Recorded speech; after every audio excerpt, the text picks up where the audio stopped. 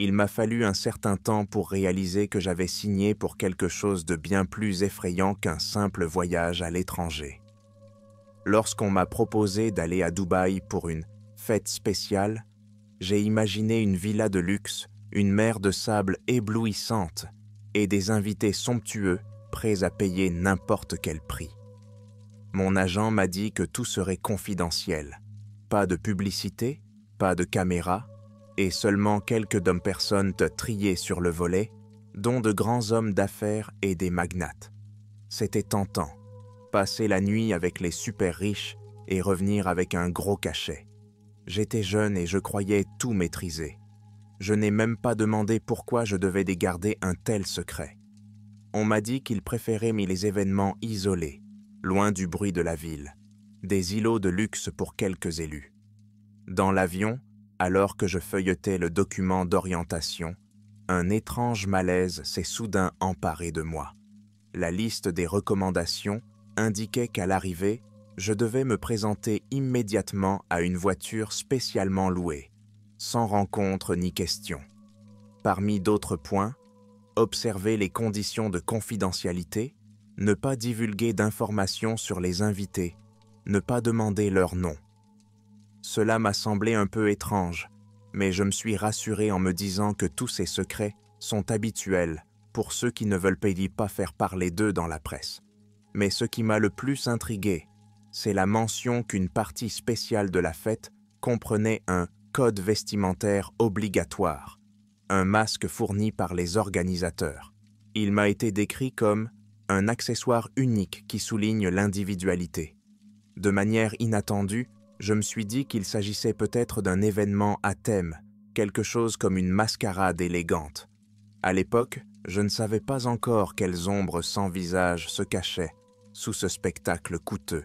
Lorsque notre avion a atterri, le soleil était déjà en train de se coucher, colorant tout ce qui nous entourait d'inquiétantes nuances d'orange. Un chauffeur vêtu de noir m'a accueilli avec un regard silencieux. Il m'a simplement montré la voiture. Pas de Bington bonjour, ni de bonne de bienvenue. En traversant la ville, j'ai eu le temps de remarquer les gratte-ciels luxueux et les lumières vives. Mais bientôt, la route a tourné vers le désert.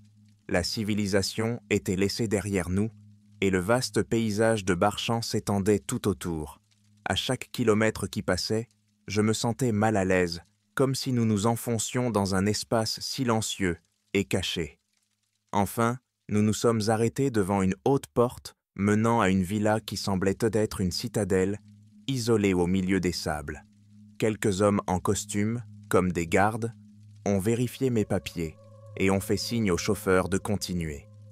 Je suis sorti de la voiture et un vent chaud, imprégné de l'odeur du sable, m'a frappé au visage.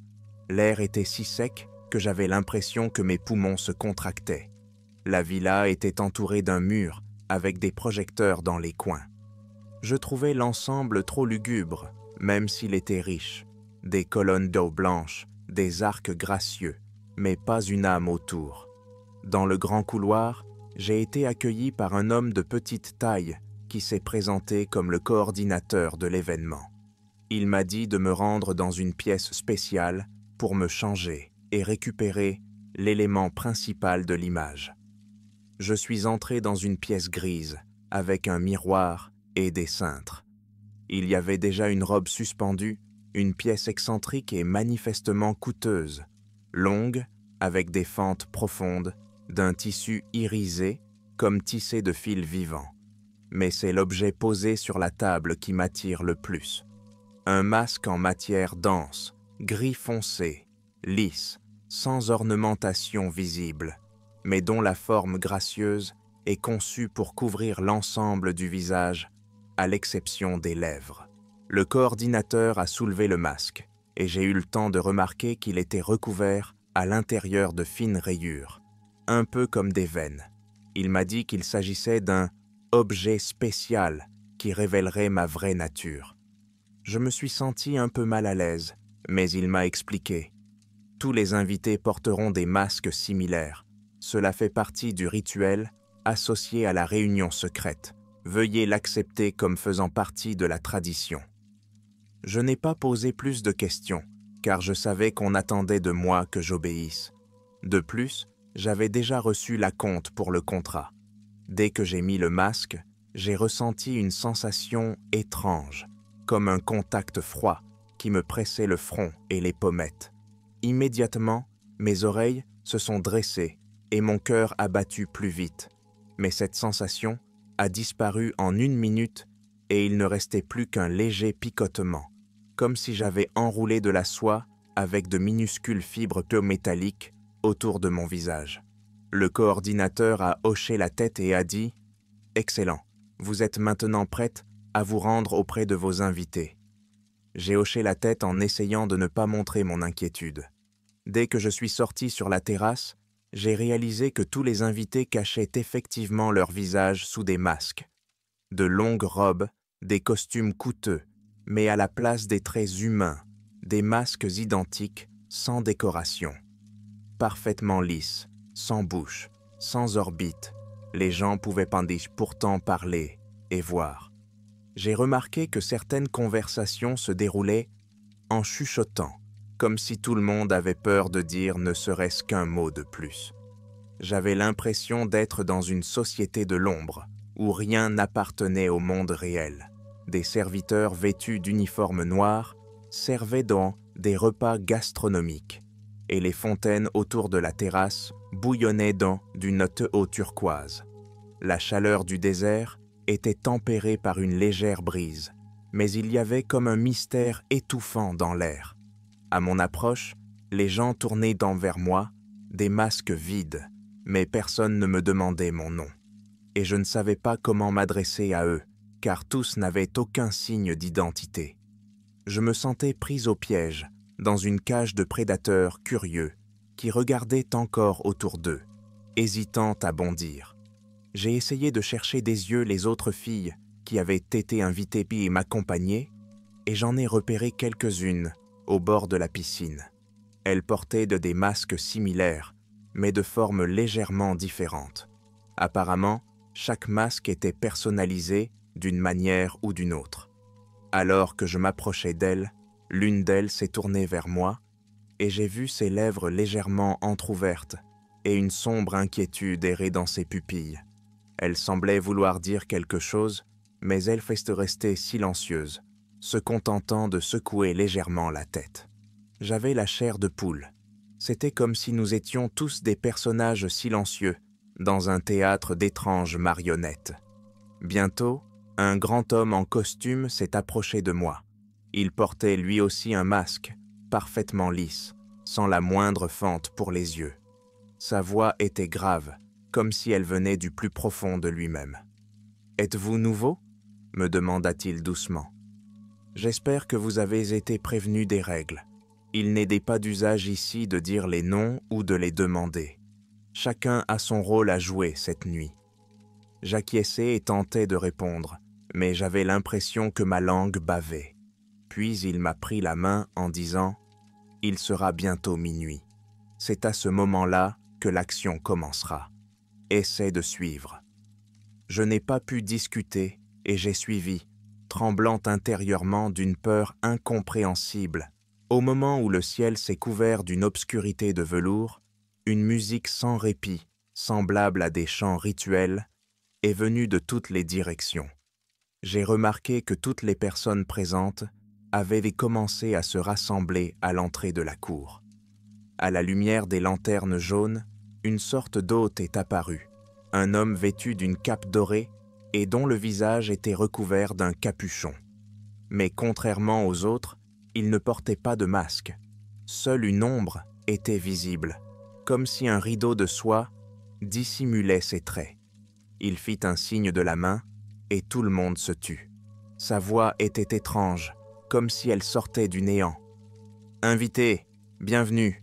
Aujourd'hui, nous allons nous rapprocher de celui qui nous donne la vie sous une nouvelle forme. Le brillant nous attend en bas, dans la salle où la chaleur du désert rencontre les profondeurs du monde. » Tout le monde autour de moi écoutait sans bouger, même si la respiration de certains d'entre eux s'accélérait. Je sentis le masque devenir soudain un peu plus chaud comme si la matière réagissait à la présence de cet homme en or. Lorsqu'il s'est détourné et a commencé à descendre lentement les escaliers, tout le monde l'a suivi comme s'il s'agissait d'un signal. Personne ne parle, personne ne rit, personne n'échange de phrases, juste la mélodie rythmée des pas et des respirations lourdes. Je marchais dans cette foule générale, essayant de comprendre où l'on nous conduisait, mais intérieurement, je résistais. Je sentais que je m'approchais de quelque chose qu'il valait mieux ne jamais savoir. Enfin, nous arrivâmes dans une grande salle qui semblait être un hall souterrain, creusé à même les fondations de la villa. Les murs étaient en pierre brute, éclairés par des torches ou des lampes à feu chaud. Au centre se trouvait un autel, une table massive en matériaux sombres, sur laquelle reposait une pierre noire de la taille d'une tête humaine. Elle était manifestement brûlante, et l'air qui l'entourait était déformé comme par des températures élevées. Je m'approchai et vis des étincelles orangées courir à la surface de la pierre, comme si de la lave bouillait sous la peau de ce minéral. L'hôte doré fit le tour de la salle du regard et dit « L'heure est venue. Nous appelons l'éclatant à se joindre à son pouvoir. Chacun d'entre nous porte un masque qui cache son visage. Mais maintenant, nous sommes d'hommes prêts à montrer notre véritable service. Celui qui se tiendra sur l'autel et enlèvera son masque, présentera son visage à l'éclatant, sera plus proche de l'immortalité. » Ces mots m'ont fait frémir. Donner son visage, cela sonnait comme une métaphore, mais au fond de moi, quelque chose me disait que derrière ces mots, il y avait une action littérale. L'un des invités, un homme mince vêtu d'un costume noir, était sorti le premier. Il s'est placé à côté de l'autel, s'est tourné vers l'hôte doré et, sans dire un mot, a lentement retiré le masque de sa tête. Je m'attendais à y voir un visage humain ordinaire. Mais il s'est passé quelque chose d'inimaginable. Là où il y avait des traits, il y avait une peau lisse, sans yeux, sans nez, sans bouche. C'était comme si le masque avait effacé toutes les lignes, ne laissant qu'une surface sans traits. Des cris silencieux se firent immédiatement entendre dans la salle, comme si quelqu'un était abasourdi. Mais personne ne s'enfuit, tout le monde reste médusé par le spectacle. Le sans-visage se tenait à présent debout, respirant, si tant est ce qu'il puisse respirer, mais son corps ne tombait pas. L'hôte d'or tendit la main et appuya sa paume sur l'endroit où devrait se trouver son front, ce qui fit grésiller la pierre de l'autel comme si elle sifflait. J'ai vu une fine bouffée de fumée s'échapper de la tête sans visage, comme si une essence jaillissait de l'intérieur.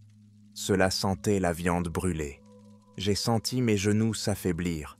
L'hôte semblait satisfait.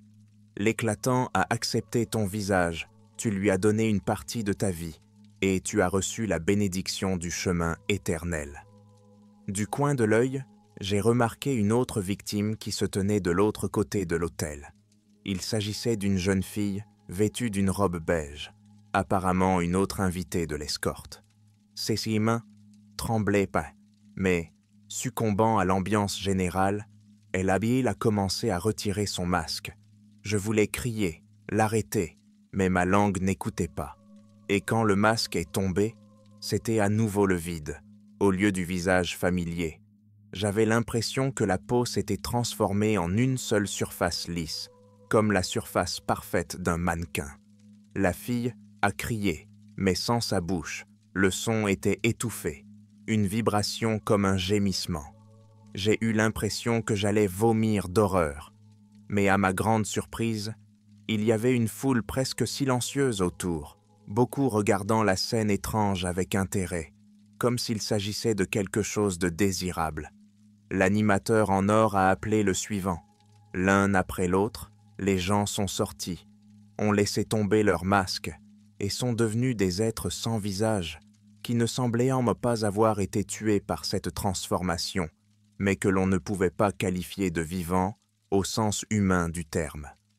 C'était comme s'ils avaient perdu à la fois leurs expressions faciales et leur âme.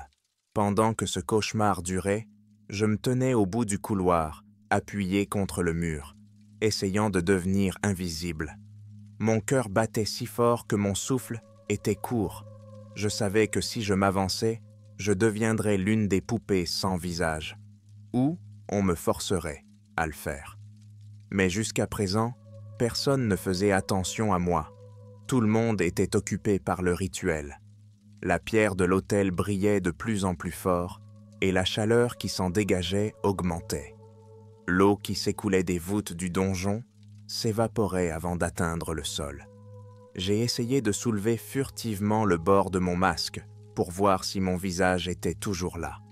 Le masque n'a pas bougé, il s'est enfoncé plus profondément dans ma peau, provoquant une piqûre douloureuse. Au bord de la panique, j'ai essayé de tirer plus fort, sentant quelque chose s'accrocher à mon visage comme une ventouse. La douleur m'a transpercé la pommette et je me suis mordu la lèvre pour ne pas crier. « Calme-toi », me suis-je ordonné. « Sors d'abord d'ici et ensuite… » L'hôte d'or ressemblait à un prêtre antique se tenant devant l'abîme. Sa voix se fit plus forte. Il est temps de passer à la partie la plus intime du rituel. Chacun d'entre nous doit montrer au Shining One qu'il est prêt à fusionner. Retirez vos masques, libérez-vous. La foule murmura, certains se précipitant pour être les premiers à s'approcher, d'autres s'éloignant d'un air sinistre. Certains n'étaient visiblement pas contents, mais ils n'osaient pas protester, de peur de s'attirer les foudres des responsables. Un nom désespéré s'éleva de la foule et je vis un homme s'avancer. Son masque était légèrement relevé, et sous celui-ci, je pouvais voir la moitié de son visage contorsionné par la terreur. L'hôte doré se tourna vers lui et lui demanda d'une voix douce, presque caressante, « Tu refuses? Tu ne veux pas te révéler à l'éclat ?» L'homme hocha sauvagement la tête. L'homme hocha la tête d'un air farouche. « Laissez-moi partir, j'ai changé d'avis !» cria-t-il. Mais l'hôte se contenta de sourire de travers. Personne ne quitte la fête ici sans l'accord du maître de la pierre. Les 4 hommes sans visage qui avaient déjà suivi le rituel s'emparèrent soudain de l'homme. Il a gémi, essayant de se libérer, mais ceux qui avaient une force inhumaine l'ont traîné vers l'autel. Je l'ai vu se débattre frénétiquement, son masque s'envoler de derrière la tête, dévoilant son visage. Mais lorsqu'il a été pressé contre la pierre, un craquement strident s'est fait entendre, comme si l'on coupait du verre dans sa peau. L'homme eut une respiration sifflante et devint bientôt silencieux. Puis, son corps s'effondra et, à la place de son visage, il ne resta plus qu'un amas rouge qui commença à se resserrer étrangement pour former une nouvelle surface plane. Le spectacle était si choquant qu'il m'a donné le vertige. Quelqu'un dans l'assistance a poussé un cri et plusieurs hommes masqués ont reculé d'un pas. Il semblait que tous les invités n'étaient pas impatients de participer à ce rituel, mais qu'ils avaient peur de protester ouvertement. Je tremblais à chaque bruit. L'hôte doré prononça le verdict pour tout le monde. Soit vous vous joignez à nous de votre plein gré, soit le brillant vous prendra le visage par la force. Quelque chose de froid me monta à la poitrine, faisant gronder mon corps d'un battement de cœur de terreur. À ce moment-là, le présentateur a regardé la foule et a dit « Il y a encore des gens qui ne sont pas sortis. » Son capuchon se tourne vers moi. « Viens ici », dit-il d'un ton qui n'admet aucune objection. J'ai cessé de respirer, mes entrailles le criant « Courez !» Mais j'avais l'impression que mes pieds s'étaient collés au sol. Il me semblait que si je faisais un pas, une meute bestiale d'hommes sans visage allait immédiatement m'attraper. Des invités masqués se tenaient à proximité, mais personne ne m'a tendu la main. Rassemblant toute ma volonté en un point, je me suis précipité vers la sortie de la salle. J'ai littéralement traversé les gens qui se trouvaient là. Ceux qui avaient déjà abandonné leur visage se déplaçaient étrangement avec raideur, et j'ai réussi à me faufiler entre eux. Du coin de l'œil, j'ai vu le présentateur de l'or crier quelque chose comme « Arrêtez là !» Mais j'ai eu de la chance. Il y avait plusieurs personnes tout aussi hésitantes sur mon chemin. Leur confusion m'a peut-être permis de bondir hors de la salle souterraine. J'ai couru dans les couloirs de pierre jusqu'à ce que j'arrive à une porte massive qui ressemblait à la sortie d'un salon. Derrière elle se trouvait un escalier menant à l'étage. Mes jambes tremblaient, mais j'ai réussi à me lever et j'ai rapidement sprinté dans la cour de la villa. Le clair de lune tombait sur les carreaux brillants et il n'y avait pas âme qui vive. Seuls de lointains gémissements étouffés provenaient de la cave. Je regardais frénétiquement autour de moi, essayant de trouver une sortie vers la clôture. J'ai vu une porte au-delà de laquelle commençait l'étendue de sable. Je m'y précipitai, entendant des pas se rapprocher derrière moi. Il me semblait que des dizaines de personnes sans visage nous suivaient, prêtes à m'attraper à tout moment. Je sentais le masque sur mon visage pendant que je courais, mais la sensation de chatouillement et de bruissement à l'intérieur était toujours là. J'avais l'impression qu'elle me chuchotait directement à l'oreille. « Reste, reste, reste !» J'ai failli crier, mais je me suis forcé à ne pas paniquer. Lorsque j'ai sauté de la porte, je me suis littéralement effondré dans le sable chaud. Le ciel nocturne était parsemé de rares étoiles. Au loin, j'aperçois la vague silhouette de l'autoroute où l'on m'a emmené dans la journée. C'était peut-être ma seule chance de m'en sortir. J'ai couru sans me retourner, bien que les bruits de pas derrière moi et les cris inquiétants m'aient brisé le cœur. Mais l'obscurité du désert cachait mes pas. Le vent soulevait le sable dans ma bouche et mon nez, rendant ma respiration difficile, mais me masquant en même temps à mes poursuivants. Je me suis déplacé presque à 4 pattes vers le côté où je me souvenais de la route. Je suis tombé plusieurs fois et j'ai senti le masque s'incruster dans ma peau. Il se réchauffait, puis se refroidissait, comme s'il avait une vie propre.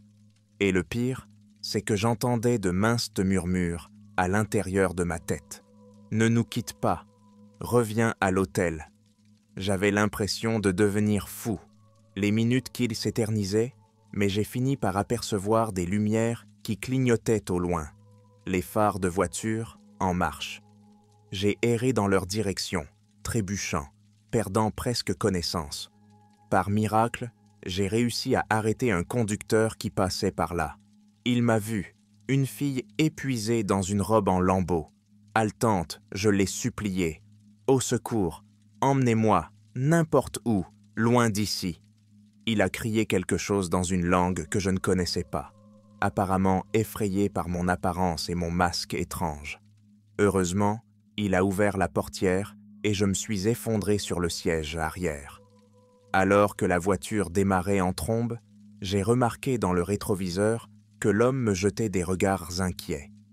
J'ai essayé de retirer ce fichu masque, mais j'avais l'impression qu'il était attaché. Le retirer me ferait un mal de chien. Ma paume était tachée de sang après quelques tractions. Je ne savais pas comment expliquer tout cela au chauffeur. Je n'avais pas la force de parler non plus. J'ai juste chuchoté. « Besoin d'aide, hôpital. » Lorsque nous sommes arrivés dans une petite ville, j'étais au bord de l'évanouissement. Le chauffeur m'a déposé devant un bâtiment qui semblait servir à accueillir des personnes dans un état grave. Il s'agissait peut-être d'une infirmerie ou d'une sorte de clinique. Je suis resté allongé sous les portes jusqu'à ce que quelques habitants me prennent et me traînent à l'intérieur. Je me souviens vaguement qu'il y a eu quelques discussions à bâtons rompus. Puis, un homme en blouse blanche est apparu. Il m'a demandé quelque chose, a essayé d'enlever mon masque, mais j'ai hurlé de douleur. J'avais l'impression que le tissu avait poussé dans la peau de mon visage. On m'a fait une injection, suivie d'un demi-sommeil visqueux. Dans cet état, je pouvais entendre mon masque vibrer doucement, comme s'il me parlait dans une langue inconnue. Les sons étaient à la fois stridents et berceurs, comme le bruissement des anneaux d'un serpent. Puis, j'ai sombré dans l'inconscience. Lorsque je me suis réveillé, il faisait jour au matin. J'étais allongé dans ma chambre, recouvert d'une fine couverture. Le sentiment de panique s'est revenu instantanément, dès que je me suis souvenu de ce qui s'était passé. J'ai touché mon visage et j'ai senti le même maudit masque qui semblait maintenant plus petit, plus ajusté. Je me suis vu dans le miroir accroché au mur. Une fille s'y reflétait, avec une formation lisse et sombre qui s'étendait de son front à son menton, recouvrant la quasi-totalité de ses traits. C'était comme si elle faisait partie de moi.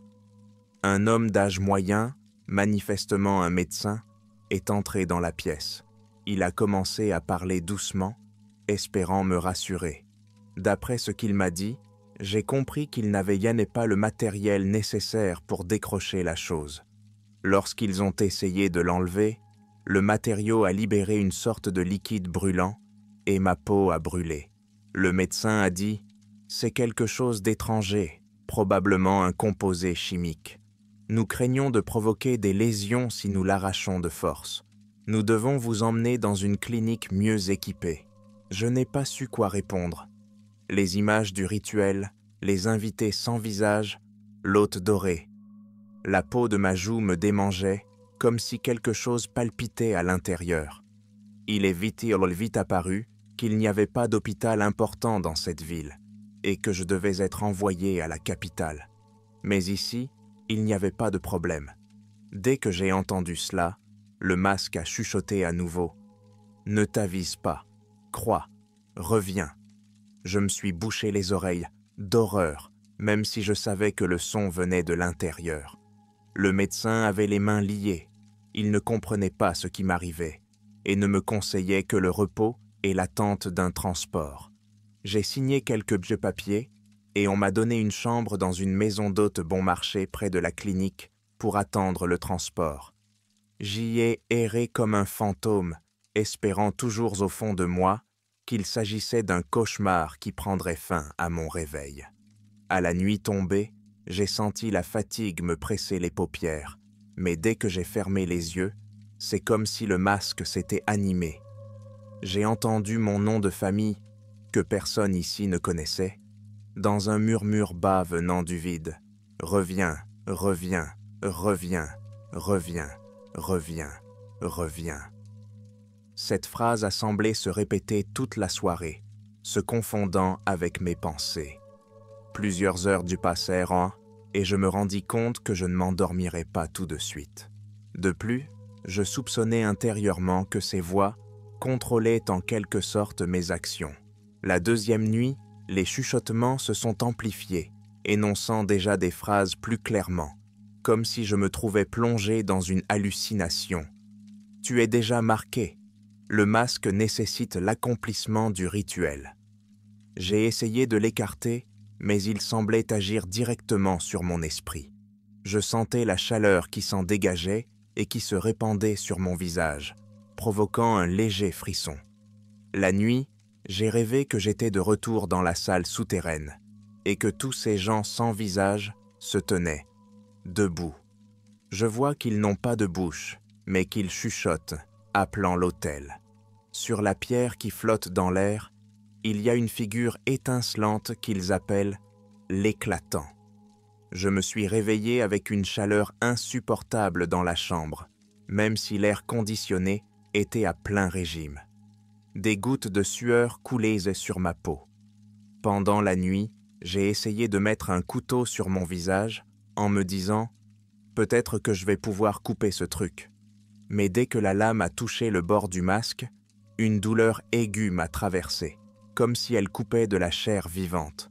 J'ai jeté le couteau, du sang coulant sur ma joue. Au matin, le personnel médical m'a appris qu'il y avait eu un effondrement soudain des hôpitaux de la capitale et que mon transport avait été reporté. Le médecin, qui avait l'air d'un homme gentil, a baissé les yeux et a dit qu'il était désolé. Mais je pouvais lire la peur sur son visage. Il ne voulait probablement pas s'occuper de moi plus longtemps, car il se rendait compte que quelque chose n'allait pas. J'avais l'impression que les gens autour de moi avaient le désir inconscient de rester à l'écart. J'ai décidé que je devais trouver mon propre moyen de m'en sortir. Après avoir quitté la pension, j'ai commencé à chercher un endroit où il pourrait y avoir des voyageurs, où je pourrais peut-être acheter un billet et rentrer chez moi. J'espérais qu'en Russie, je pourrais faire quelque chose, qu'il y aurait un médecin qui pourrait m'aider. mais il y avait ce chuchotement incessant à l'intérieur de moi. « Ne résiste pas, nous t'attendons encore. » Et quelque chose me disait que le retour en arrière n'était pas non plus un salut, car la source du mal était le masque lui-même. Le 3e jour, j'ai rencontré une femme qui semblait être en situation irrégulière. Elle m'a raconté qu'elle avait entendu parler de fêtes secrètes dans le désert, où des hommes riches de différents pays organisent d'étranges rituels. Les personnes qui s'y rendent en reviennent sans aucun souvenir ou disparaissent. Elle a vu plusieurs filles implorer de l'aide, mais personne ne les a crues. Elle raconte qu'elle a parlé une fois à une fugitive qui présentait des cicatrices sur le visage après avoir essayé d'enlever un masque similaire. Mais cette jeune fille a été retrouvée morte dans une chambre d'hôtel. Son visage n'était plus qu'une coquille vide. En l'écoutant, j'ai eu froid dans le dos. Je ne suis donc pas la seule. Mais quelle était la suite? Je me suis promis de trouver des personnes qui ont survécu. Peut-être connaissent-ils le secret de la délivrance. Bientôt, alors que je naviguais sur Internet sous un nom d'emprunt, je suis tombé sur des discussions dans un groupe fermé où l'on partageait anonymement des histoires d'horreur. J'y ai remarqué la mention d'un certain culte appelé The Shining One. Quelqu'un a écrit qu'il s'agissait d'une ancienne entité liée à une force souterraine. Des prêtres ou des adeptes fortunés pratiqueraient tant des rituels pour prolonger leur vie et donneraient en échange l'âme d'autres personnes. J'ai creusé dans ces textes, essayant d'en tirer les détails. La plupart des utilisateurs étaient des sceptiques, pensant qu'il s'agissait de la fiction de quelqu'un d'autre. Mais un pseudo, Frozen, affirmait qu'il avait réussi à s'échapper, mais qu'il vivait dans la peur parce que le masque qu'il portait à cette fête l'occupait à essayer de le faire revenir. J'ai immédiatement essayé de contacter Frozen. J'ai attendu 24 heures avant qu'il ne me réponde. Il a écrit qu'il se cachait dans une petite ville près de la frontière de peur d'être retrouvé. Il a affirmé que le seul moyen de survivre était de se porter volontaire pour participer au rituel qui allait suivre et d'essayer de détruire le rituel lui-même de l'intérieur. Ce n'est que sur l'autel lui-même que vous pouvez tuer le masque, sinon il vous tuera, a-t-il écrit. Ces mots m'ont glacé les mains. Retourner là-bas signifiait affronter à nouveau les sans-visages, ce prêtre doré. Et s'il n'y avait pas d'autre solution? Chaque jour, je sentais le masque s'enfoncer de plus en plus dans mon visage. Les contours de ma peau s'étaient complètement confondus. Et lorsque je parlais, j'avais l'impression que les sons sortaient par l'étroite fente que le masque avait laissée pour mes lèvres. Parfois, une petite partie du masque fusionnait, m'obligeant à lutter pour ouvrir la bouche. J'imaginais que je n'aurais bientôt plus de visage si je ne faisais rien pour y remédier. J'ai demandé à Frozen s'il n'y avait pas d'autres moyens, comme brûler le masque, consulter des exorcistes ou des scientifiques. Il a répondu « Ce n'est pas une technique ou une religion, c'est quelque chose qui se nourrit de notre essence. La science est impuissante et les sorciers ne feront que ricaner. Le masque est une voie d'accès à l'éclat. Pour nous libérer de son pouvoir, nous devons rompre le lien qui l'a fait naître. » J'ai pleuré de désespoir, ne voyant aucune solution claire. Mais je me suis rendu compte que le temps était compté. Puis, Frozen a cessé de répondre, et je me suis demandé s'il avait été capturé, s'il était mort. J'étais seul dans un pays étranger, avec la moitié d'un visage défiguré par cette chose infernale. À un moment donné, je me suis dit « D'accord, mieux vaut prendre le risque que de devenir lentement fou jusqu'à ce que le masque me consume. » J'ai pris de l'argent, j'ai loué une voiture et je suis retourné dans cette villa. Ironie du sort, fuir pour mieux revenir une semaine plus tard. Mais le murmure dans ma tête devenait presque insupportable.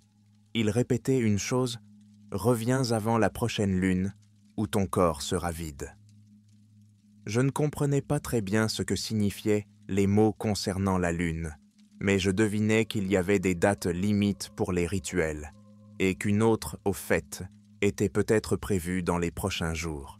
Ayant obtenu un vieux SUV par des intermédiaires de douteux, j'ai roulé de nuit sur la route déserte qui, je m'en souvenais, menait à ces lieux. J'avais l'impression d'avoir l'âme viciée, et le masque se resserrait de plus en plus sur mon crâne, comme s'il était heureux de me voir obéir. Le ciel était couvert de nuages sombres, et les étoiles étaient à peine visibles. Les dunes scintillaient dans les phares, et le vent soufflait du sable à travers le pare-brise. Plus loin, le chemin s'engageait sur une route de campagne, et au-delà, il y avait le mur avec la porte. Lorsque j'ai aperçu la villa, mon cœur s'est serré. Tout était identique, comme si le temps s'était arrêté. Des projecteurs éclairaient tous les cours, et plusieurs voitures de luxe étaient garées à l'entrée. Le rituel allait donc reprendre.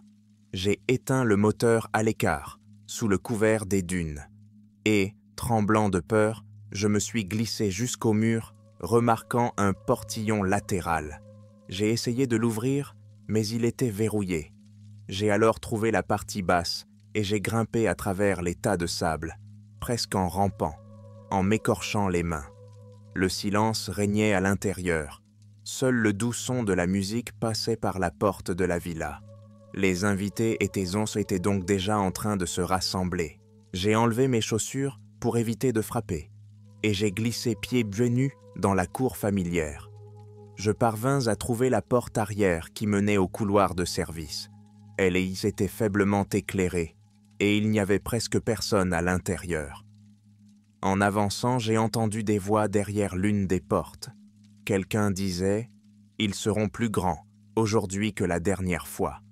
L'or va scintiller 2 fois plus. Le brillant est content. » Puis, un rire grave se fit entendre. Je me suis figé d'horreur. Cela signifiait que cela allait vraiment se reproduire, et peut-être à une échelle encore plus grande. Avançant dans les couloirs, je cherchais l'entrée de la salle souterraine. Des souvenirs d'images effrayantes de personnes sans visage me revinrent à l'esprit. Le masque sur moi semblait se mettre à bourdonner comme s'il s'approchait de quelque chose d'autochtone. Par endroits, je touchais les murs, essayant de me repérer. Il y avait une semi-obscurité tout autour, la lumière ne provenant que de quelques ampoules. Bientôt, j'ai entendu un bourdonnement lointain, comme un mantra silencieux, et je me suis dirigé vers le son. Le couloir descendait, et j'ai reconnu les murs de pierre familiers. En m'approchant, j'ai remarqué 2 gardes masqués dans le passage. Mais leur corps était clairement déformé.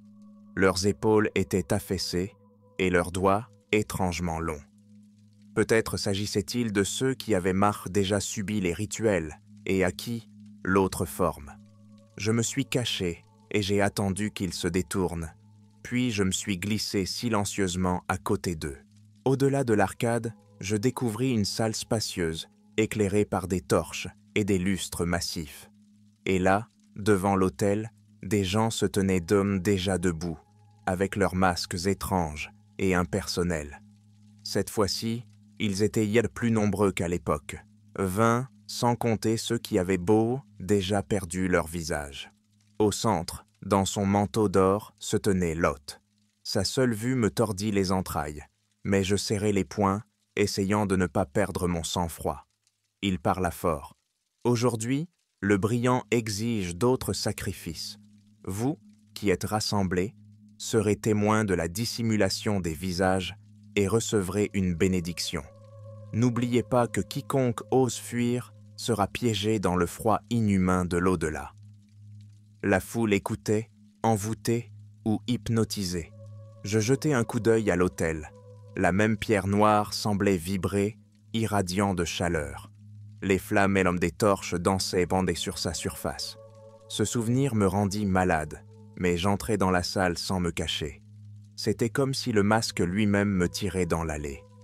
L'hôte doré me remarqua immédiatement et gloussa. « Ah, de retour. Notre invité qui s'était enfui la dernière fois. Le rayonnant est heureux de vous voir ici. » La soif du rituel est donc plus forte que la peur? Mes lèvres tremblaient. Je voulais dire quelque chose, mais les mots ne venaient pas. Les 100 visages qui se tenaient à proximité commencèrent à resserrer l'anneau autour de moi, m'empêchant de m'échapper. J'ai compris que c'était ma dernière chance de faire quelque chose.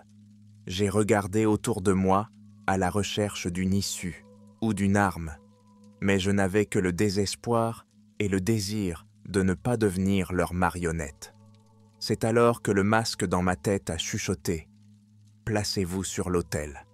Allons jusqu'au bout du processus. » J'ai ressenti une faiblesse sans précédent. Mes genoux se sont dérobés. Pendant ce temps, l'hôte doré agitait les mains. « Regardez-la, celle-là. Elle a résisté, mais maintenant elle est venue d'elle-même. » J'atteignis l'autel en m'efforçant d'enjamber mes pieds. La pierre noire pulsait de chaleur et d'innombrables visages semblaient vaciller dans son éclat, mutilés ou effacés. L'hôte d'or me regarda dans les yeux, bien que je ne puisse toujours pas voir son propre visage, seulement une vague ombre sous son capuchon. Il prononça « Veux-tu donner tout ton visage maintenant ?» Il se pencha et toucha de ses doigts les bords du masque. J'ai ressenti une vive douleur, comme s'il avait tiré sur un nerf vivant. Serrant les dents, je rassemblai le reste de ma volonté et m'élançai vers l'avant, le faisant tomber sur la pierre. Il cria, ne s'attendant pas à l'attaque, et j'attrapai la torche la plus proche. Essayant frénétiquement de ne pas m'évanouir, je portai la flamme ardente au bord de mon masque. Pendant un instant, la douleur devint insupportable, mais je continuai à le brûler. L'hôte d'or a crié « Non, tu vas t'attirer les foudres de l'éclat !» Je ne répondis pas. Je me contentais de brûler cette maudite chose qui s'accrochait à mon visage. Je sentais ma peau se craqueler et la fumée nauséabonde me monter au nez. La pierre de l'autel sous moi tremblait, comme si elle devenait folle. Des langues de lumière noire jaillirent de ses profondeurs, brûlant mes mains. Les personnes sans visage qui m'entouraient commencèrent à s'agiter, certaines tombant à genoux, d'autres quittant la salle en courant, réalisant que le rituel était en train de s'effondrer. L'hôte doré gémit, se tortillant sur le sol. « Tu n'oseras pas. Le brillant va te maudire. » À un moment donné, le masque que je cautérisais avec la torche a commencé à se tordre, comme s'il lâchait ma peau. J'ai fermé les yeux et j'ai tiré aussi fort que j'ai pu. J'ai senti quelque chose se détacher de mon visage et en même temps, la chaleur me brûlait le front et les joues. J'ai crié, mais je n'ai pas arrêté de tirer. Finalement, le masque s'est détaché et j'ai reculé, tenant un morceau brûlé d'un matériau étrange dégoulinant de bave noire. La moitié de mon visage était ensanglantée et brûlée, mais je ressentais la douleur de l'enfer, mais aussi la liberté. Lorsque j'ai levé les yeux, j'ai vu l'hostie d'or se tortiller sur l'autel. La pierre s'était fissurée, libérant des courants d'énergie étranges. Les flammes des torches s'étaient éteintes et des ombres frissonnantes se dessinaient sur les murs. J'ai saisi la torche de l'autre main et j'ai frappé le minéral noir de toutes mes forces. Un craquement se fit entendre et une partie de la pierre s'ouvrit comme un coquillage. Une vague de chaleur jaillit de l'intérieur, me projetant au sol. Les créatures sans visage qui m'entouraient tremblèrent, certaines s'effondrant sur le sol comme si leur fil de liaison s'était rompu. Je me suis rendu compte que la villa commençait à trembler. Des débris tombèrent du plafond. Un incendie s'est déclaré quelque part. Sans plus réfléchir, j'ai attrapé un morceau de mon masque et je me suis précipité vers la sortie, seul cette fois. Les couloirs étaient envahis par la panique, les domestiques et les gardes s'écartant en courant. Je faillis trébucher sur le corps de l'un d'entre eux. Bientôt, j'éclatais dans l'air de la nuit. Personne ne me poursuivait cette fois-ci. Ils essayaient probablement de sauver leur peau. J'ai couru vers l'endroit où j'avais laissé la voiture, et derrière moi, j'entendais le temple infernal de la villa s'effondrer. De la fumée s'élevait dans le ciel et des éclairs de feu jaillissaient d'encre des murs. Le souffle lourd, j'ai sauté dans l'habitacle du SUV, j'ai démarré et j'ai démarré en trombe. Mon visage palpitait d'une douleur fulgurante, mes yeux étaient inondés de sang et de sueur. Mais j'étais en vie, avec un visage, même s'il était meurtri. Le silence régnait dans ma tête. Plus de murmures, plus d'appels de Shining One. Mais au dernier moment, alors que j'avais déjà parcouru plusieurs kilomètres, j'ai entendu pendant une fraction de seconde un faible gémissement provenant des débris du masque qui avait été laissé sur le plancher de la voiture. J'ai regardé le morceau noirci. Il gisait là, immobile, mais j'aurais juré avoir entendu un instant, à travers le grésillement de la radio, « Nous, plus ». La voiture a démarré en trombe dans l'obscurité de la nuit, et derrière moi se trouvaient les murs en ruine et la chaleur qui dévorait l'antre de la folie. Mais il y avait un sentiment sinistre dans sa poitrine, comme si même la pierre détruite ne promettait pas une délivrance totale.